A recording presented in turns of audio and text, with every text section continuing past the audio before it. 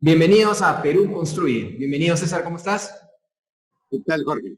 Bien, esta semana tenemos un tema bastante importante y que además están reclamando muchísimo y con justa razón en todo el Perú, que es cómo deben prepararse los colegios en infraestructura ante la llegada de clases semipresenciales. En otras partes del mundo ya están en clases semipresenciales, pero tenemos un problema de infraestructura, hay un problema de no haber preparado los colegios. Vamos a conversar con Miguel Albanelli, arquitecto y autor de Espacios de Aprendizaje.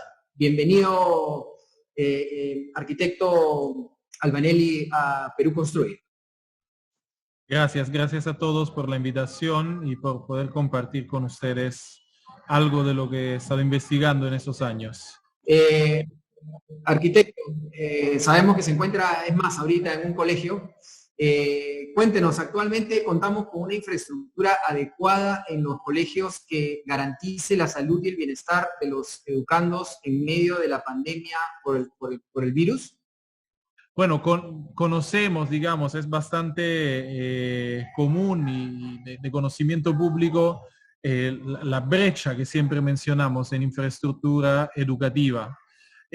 Sabemos, hay estudios de los últimos años sobre la cantidad de colegios que habría que remodelar, en el peor de los casos, demoler, a veces cuando hay cuestiones de estructuras, por ejemplo, que no estén funcionando bien ante, digamos, las condiciones que requiere el Perú. Y que hay también una gran cantidad de colegios que, digamos, están faltando por la cantidad de estudiantes, ¿no? Pero creo, y en ese sentido, la pandemia nos puso como frente a los ojos que también hay que poner en la mesa una brecha no solo cualitativa, no solo cuantitativa, disculpen, sino cualitativa. Hablar de la calidad de esos espacios educativos, no solo la calidad para el aprendizaje, sino la calidad también en términos sanitarios, de confort térmico, clima, y que esos colegios en general respondan a la enorme diversidad del Perú.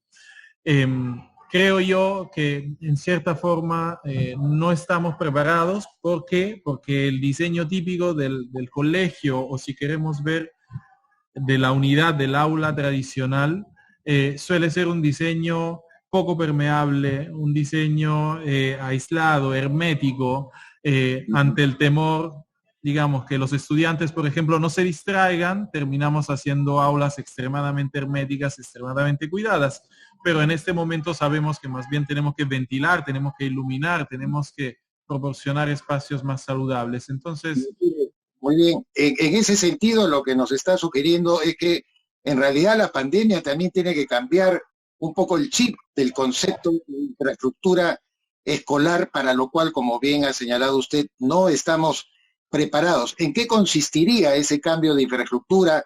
¿Cómo habría que integrar los espacios interiores, exteriores, que están a veces separados dentro de ese concepto de la antigua infraestructura? Absolutamente, sí, estoy de acuerdo. La pandemia nos ha enseñado muchísimo, nos ha enseñado que la propia idea, el concepto de escuela, se puede desplazar hasta de su contenedor típico, que es el aula o la infraestructura. Hemos aprendido a aprender, vale la redundancia, en la casa o en ciertas condiciones al trabajo de los papás. Hemos aprendido que la escuela también se puede desplazar. Entonces, sería una pena volver y pensar de regresar al modelo tradicional. Entonces, yo lo que sugiero, y trato de sugerirlo en el libro también, es imaginarnos mucha más flexibilidad de los espacios, una conexión permanente entre interiores y exteriores, lo que solemos conocer como patio, que el 90% de los casos es una losa deportiva de cemento pulido, rectangular, casi monotemática, es decir, casi dedicada puramente al fútbol, ¿no? Que más bien se convierte en un espacio de investigación, en un laboratorio, en un aula más. Así como las aulas, quizás como las conocemos, deben empezar a flexibilizarse. Vamos a tener que trabajar con aforos limitados. Perdón, sobre eso quería preguntarle, ¿cuál es el concepto de aula abierta que usted propone? Sí, justamente la idea de aula abierta, digamos, la trato como una idea que nos seduzca como decía César, a repensar el propio paradigma de la escuela, ¿no? Dejar de pensar en la escuela como ese espacio aislado de la sociedad, donde los niños entran y se dedican solo ahí a aprender, y el aula en particular como el espacio casi como un claustro, donde los estudiantes se sientan y reciben las informaciones del maestro. Creo que todo esto en el 2022 es mucho más flexibilizado, es mucho más orgánico. La virtualidad ha entrado con fuerza en los últimos 2 años también en nuestro concepto de aprendizaje. Entonces, entender espacios que sean así de flexibles. Creo, por momentos me imagino una escuela como un gran taller donde se puedan hacer cosas que, por ejemplo, en casa no podemos hacer. Entonces, pero también descubrimos que hay cosas que sí podemos hacer afuera de la escuela, en casa o en otros contextos. Entonces, creo yo que sí habría que repensar la escuela, quizás la brecha a nivel cuantitativo como la imaginamos, hasta puede reducirse si cambiamos normas, paradigmas, horarios y todo lo que es esa estructura que hemos construido, este gran aparato que hemos construido alrededor de la escuela. Y creo yo que es un riesgo que se puede asumir, porque también hay evidencias que, digamos, no estaríamos desmoronando un sistema escolar de primer nivel ¿no? a nivel global. Es decir, estaríamos poniendo un poco en riesgo un sistema escolar que ya tiene fallas y son fallas comprobadas. Entonces, Michele, ha aludido usted a su libro y es bueno, Jorge, que lo mencionemos. Espacios de aprendizaje, es un texto que estamos empezando nosotros también a repasar y que encontramos tan interesante, y sobre todo en esto que nos acaba de explicar, que el cambio tiene que ir también obviamente de la mano con normatividad, con horarios, con ciertos elementos que forman parte de la vida de escolar. Pero también está un poco cómo integramos la virtualidad, que ya también ha ido acostumbrando a los niños a trabajar dentro de espacios más reducidos, con esta nueva presencialidad, la vamos a llamar, que demandaría estos espacios que usted está sugiriendo. ¿Cómo se produciría ese encuentro entre la virtualidad y esta nueva presencialidad? Sí, quizás la premisa en ese sentido es reconocer que la virtualidad es un contexto más de vida, sobre todo de los jóvenes, adolescentes y niños. Quiero decir, están mucho más acostumbrados a vivir con redes sociales, programas, aplicaciones, a vivir un entorno virtual. Entonces, en verdad, por cuán todos, digamos, deseamos volver a la escuela. Yo mismo he regresado con semipresencialidad como profesor y mis hijos también, y estoy contento porque sí creo que la escuela es un lugar primordialmente, es un espacio social y de encuentro.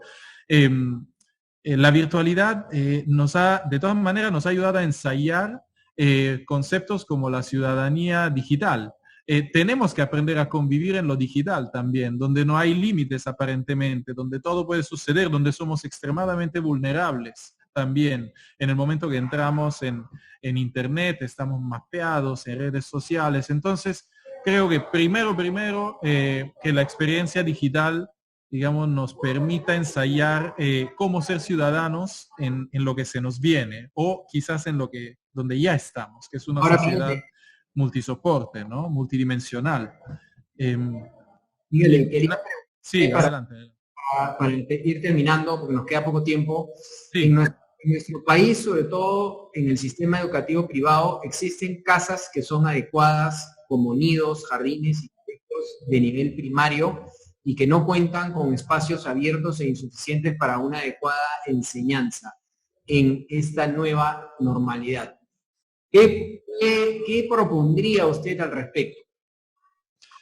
Sí, yo vuelvo a la primera respuesta. Creo que hay que flexibilizar, hay que mejorar sinergia entre la escuela y también lo que son los contextos de las escuelas. Entonces, por ejemplo, podríamos tener escuelas de un porte, de un tamaño menor, siempre y cuando quizás anexa a esa escuela haya un parque, que puede ser hasta un parque público, donde entre ciudadanos consensuamos que en la mañana los niños salen y utilizan el parque. Entonces, es difícil pensar que siempre encontremos las condiciones ideales para o construir o remodelar un edificio escolar. Es cierto que hay condiciones que no pueden ser aceptables y como bien mencionan, sobre todo en educación inicial, suelen haber adaptaciones muy por debajo del estándar que deberíamos apuntar. Pero creo también que hay formas, de nuevo, de flexibilizar el modelo escolar e intentar quizás entender la escuela en conexión con su contexto urbano, rural, y de nuevo, abrir la idea de aula abierta apela también a la idea de una escuela abierta que recibe el contexto y le devuelve, digamos, su propia esencia, ¿no? Como romper un poco los límites. La virtualidad es una forma de romper los límites todo el tiempo, porque son nuevos límites los que vamos teniendo. Entonces, creo que es el momento que el mundo físico, por así decirlo, también aprenda de esto y como decíamos antes, volvamos a ver, quizás a reformar toda una serie de paradigmas que hemos construido en torno al modelo escuela.